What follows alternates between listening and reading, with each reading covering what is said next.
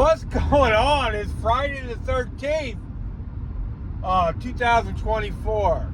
So, all week I've kind of been talking about why people don't want to get on Mounjaro. Number one is definitely the side effects, and they're way overblown. If you got on a Facebook Mounjaro page right now and asked about side effects, you'd probably be really surprised by the amount of people that say they don't have any. And I've had very few, if any. And then the second part is, what would I eat? Probably better than you're eating now, that's for sure. And the third thing we're going to talk about today, which is the cost. So, you know, when I see a bigger person, I talked to a bigger person last night, we're going to get to that, but I want to go up and shake them and say, what are you doing? Especially when they look miserable and sick, and you know, we know how we look. So we can probably spot it faster than anybody, right? So I want to go shake them and say, what are you doing? Why don't you get on Mounjaro? Well, one of the things they say, well, it costs too much. Well, let's talk about that. Number one, if your insurance won't cover Ozempic, try Mounjaro and do the opposite. If you got diabetes, I don't know why they wouldn't cover it. Mine made me wait 30 days. And then they covered it. But in that time, I chose Mounjaro over Ozempic, and I'm kind of glad I did that. I did that because I talked to a compounding pharmacy, and they told me they thought Mounjaro was better for weight loss, and of course, it worked out that way for me. I'm about as thin as thin can get, right? Right on, baby! So, you know, so how much does it cost if you go to a compounding pharmacy? And now they're everywhere, right? I get messages from LifeMD, I get messages from him and hers, I get messages from all kinds of other places wanting to sell me this stuff. Because at one time that I researched it, right? I got it from a place, I think it was called Lakeside, right here in Missouri, in northern Missouri. And I can tell you that worked great, no side effects. There were times where I questioned if I was on anything, you know, and I still leave open the possibility this is all a mind thing, right? But I don't think so, because I've never gone 24 hours without eating before, and I do it a fair amount of the time now. So I think something's going on. So blah blah blah. That's a whole other video, right? So compounding pharmacy, I had to pay $500 for 10 weeks. So that's $50 a week. Now you gotta have a credit card to pay, because you gotta pay in advance. But basically, it boils down to $50 a week if you gotta pay a compounding pharmacy. Come on, man. You'll save that in food, because you're probably eating a bunch of pizza right now, right? Ordering pizza twice a week, and you know, going by you know, a couple fast food places a week, and all that stuff. And now it costs $15 no matter what. So if you just do that 3 times a week with tax and everything, you're probably already spending $50 on that, and you're not now. You're not going to do that anymore. That's what Mounjaro does for you. It gives you that moment to say, no, I don't need to get that fast food. I'll go to the Thai restaurant, get some stir fry, or I'll do this or that or whatever. And you're only going to need 2 meals a day, tops, right? That's the most I eat, right? So that snack a little bit, but still healthy stuff, semi-inexpensive stuff. You know, I don't even care about the money, because the thousands and thousands and thousands of dollars that I'm saving on doctor bills makes up for any amount of money I'm spending on this stuff, right?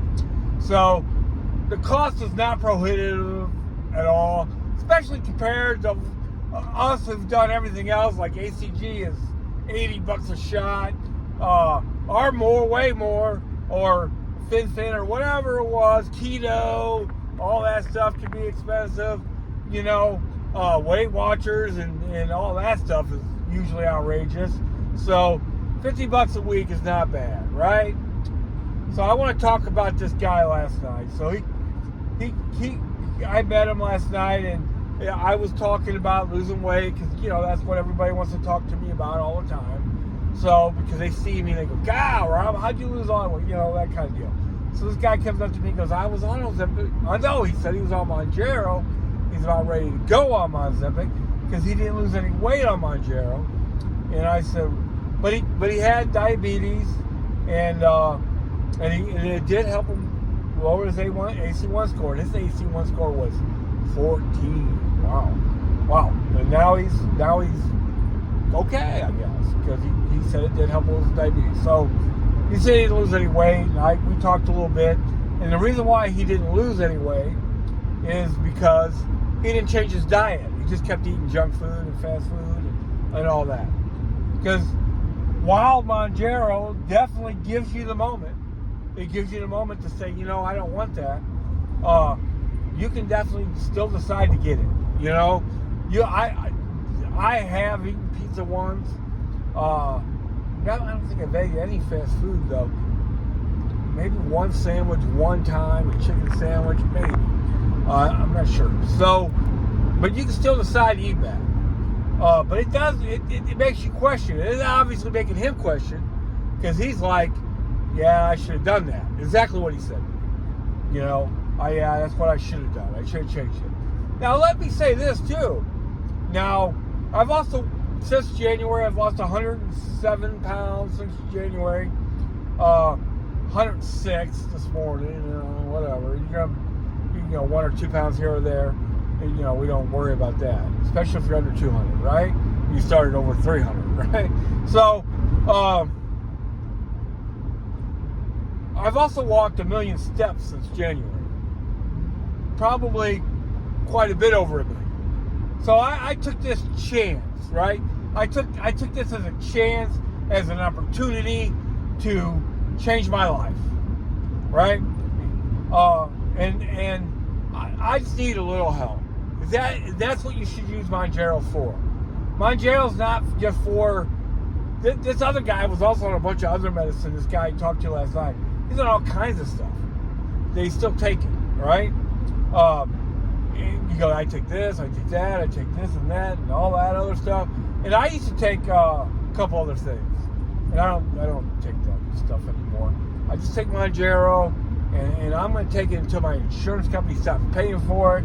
I'm not going to ask. I really kind of need the bigger dose because my appetite is pretty wild, but I'm not going to ask for the bigger dose because I don't want them to just say no and cut me off because I've lost all this weight. So blah blah blah, and I don't even know if it works that way. I don't know. I don't want to find out. I know that from being on Facebook groups and stuff like that they will just cut you off, which makes no sense. No sense. That's crazy. Oh, you've lost 100 pounds and you don't have diabetes anymore, and you don't have high blood pressure anymore, and you don't have angina anymore. Oh, let's take you off that stuff. Let's take you off the stuff that allowed you to get healthy. Stupid. It's stupid. No matter what it costs. Because the other part of whatever heart surgery is $100,000, so it don't cost that much. You know what I mean? So blah blah blah. But yeah, this guy did not do that. He did not change his diet. He did not start walking steps. He didn't take the opportunity. And he's not the first. Guys that I work with, right? Guys that I work with, the guy was on that. It didn't really work. I go, what do you mean it didn't work? What's that mean? Oh, I didn't feel right. I go, well, what do you mean you didn't feel right? And then bottom line is they went back on it, right? So,